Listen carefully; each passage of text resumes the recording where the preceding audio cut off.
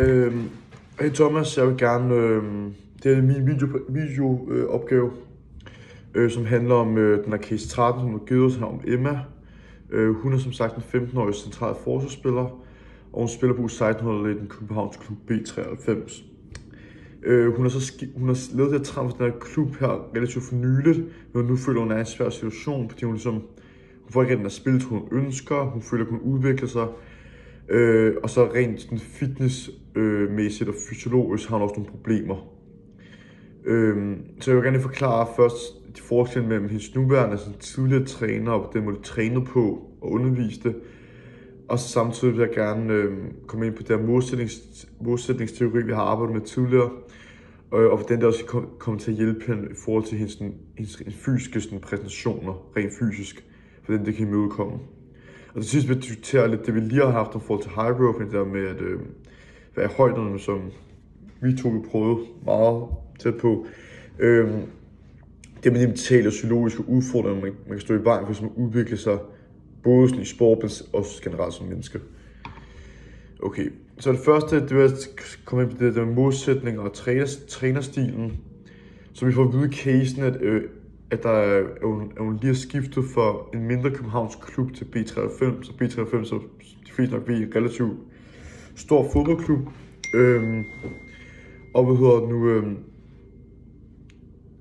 I den gamle klub, der arbejder med ud for det, vi har haft om så kaldet mestringsklima, og det hvor der var fokus på læring og udvikling, og sådan, altså hvordan du mestrer de forskellige dele af et spil, frem for resultatet. Så hun har fået for eksempel sådan et procesmål, at hun skulle dirigere bagkæden, hun skulle være spilbar osv. Det er jo sådan konkrete mål, hun kan inddrage i en kamp eller til en træning, og ligesom så sige, okay, har jeg mistet det eller ej. Og de er afhængige af, hvorvidt, altså eksterne faktorer, om hvorvidt de vinder kampen, eller der bliver indkastet et mål, eller de vinder ligaen eller noget. Det er noget, hun selv kan styre og er kontrollerbar. Og det skaber ligesom en høj grad indre motivation frem for ydre motivation, fordi hun ligesom får ejerskab over hendes udvikling, uanset resultatet. Så i B93 er det mere præget af konkurrence, som sagt. Spillerne bliver mere mål op mod hinanden, og der er fokus på at vinde. Og så Emma begynder sig selv at vurdere sig ud fra sådan et resultatmål. Som for eksempel er det med, om hun er en af de bedste, eller hun starter inden. Og hun føler selv, at hun er en af de bedste, men hun starter ikke inden længere. Og det kan man så høre på casen, det skaber usikkerhed og pres. Og hun føler som ikke rigtig, hun bliver sådan anerkendt af træneren heller. Og det kan så svække hendes motivation. Så en måde, hvor vi ligesom kan komme der i møde på, det er som at bruge alle tre typer af målsætninger. Det første er selvfølgelig procesmål. Og det kan være som at træne for eksempel højintensivt 2 gange om ugen.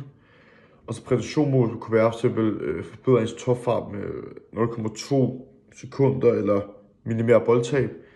Og resultatmål kunne være at komme ind i startup-stillingen. Så er det sådan 3 forskellige typer mål, i stedet for kun at have resultat- og præstationsmål, hvilket kan være svært at komme i gang med. Så en vigtig måde, man kan gøre det på sådan, som spiller, tænker jeg, det kunne simpelthen være, at jeg ville kunne sådan sige det højt måske, og så sådan tage ansvar og selv arbejde med det. Så jeg siger, at jeg vil starte inden, og så sådan med en, der kommunikerer det, og en, der kommunikerer tydeligt, når det er i defensiven. Ja. Så det næste punkt, det er der med fysisk træthed, og vi kan så se i casen her, ud fra vores bilag, 1 og 2, at hun oplever træthed sidst i kampene. En kamp er som sagt 2 gange 45 minutter plus det løs.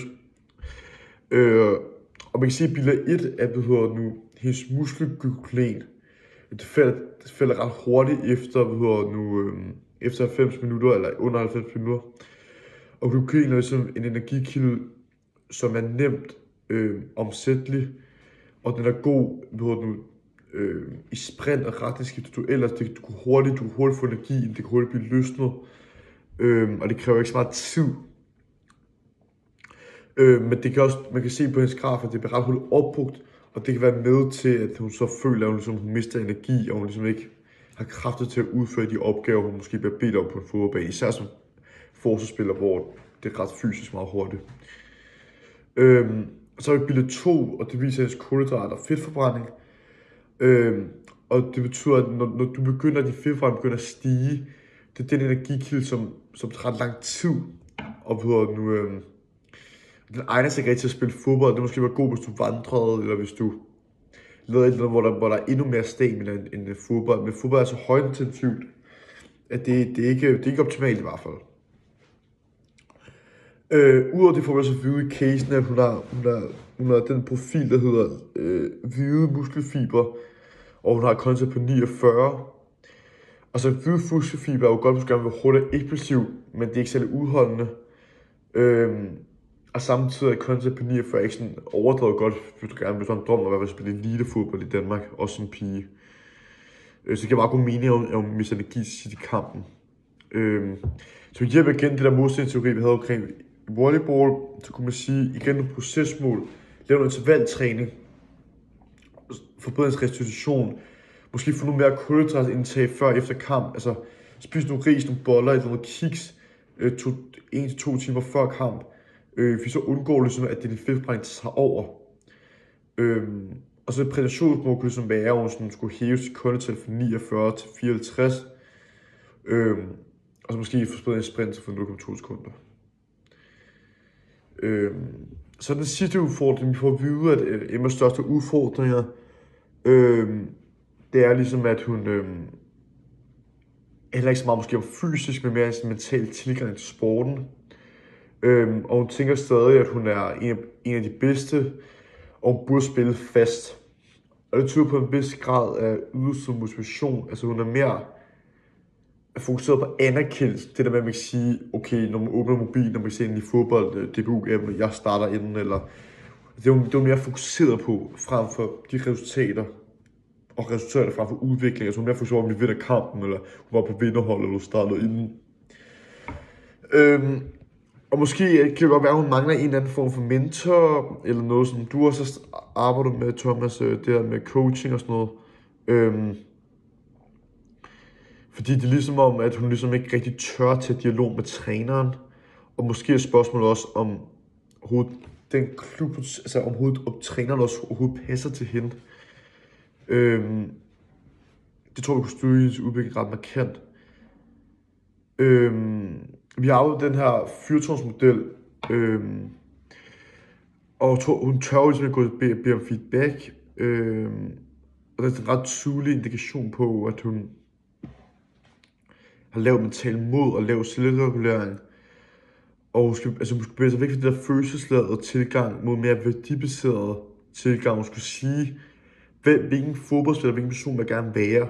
Altså hvilke værdier skal følge hende. I stedet for at hun skal blive mere opslugt af de følelser, hun har. Så den sidste bilag, den har faktisk ikke set før. Jeg tror, vi har arbejdet med den før. I hvert fald ikke så godt, hvis jeg ikke har været der. Men den hedder Marginal Gains. Og det viser sådan de her små områder, du kan ændre på i din rutine og din rytme. For eksempel som søvn, kost, motion, træning, teknik, som på den lange bane vil give et kæmpe stort outcome eller en anden destination, hvis du ikke gjorde det. Det kunne simpelthen være bedre søvnvaner, søvnrestitution, smule samtidig med træner, lidt samtidig nævnt tidligere, mental træning, visualisering osv., som måske kunne være med til, at hun kunne komme tilbage på sporet, tilbage i startopstillingen, og måske kunne få sin glædefølelse tilbage igen, som hun havde, da hun spillede den mindre klub. Så det er sådan en kombinationagtigt. Altså hun står i den her kompensation. Hun har oplevet det her skift i klima og modsætningsform, hvilket påvirker motivation. Og den fysiske træt kan forklares ud fra giftstofskift og hans træningstilstand og til gang. Og det er ligesom en modrettet procespræstation, som jeg tidligere. Men til har nok nogle barrierer, som skal overvinde gennem relationer, eller der marginal gains, og mere indre styret tilgang, eller værdistyret tilgang. Og hvis man arbejder helhedsorienteret med både fysisk, teknisk og mental udvikling, så tænker jeg godt, at hun kan komme tilbage i startopstillingen.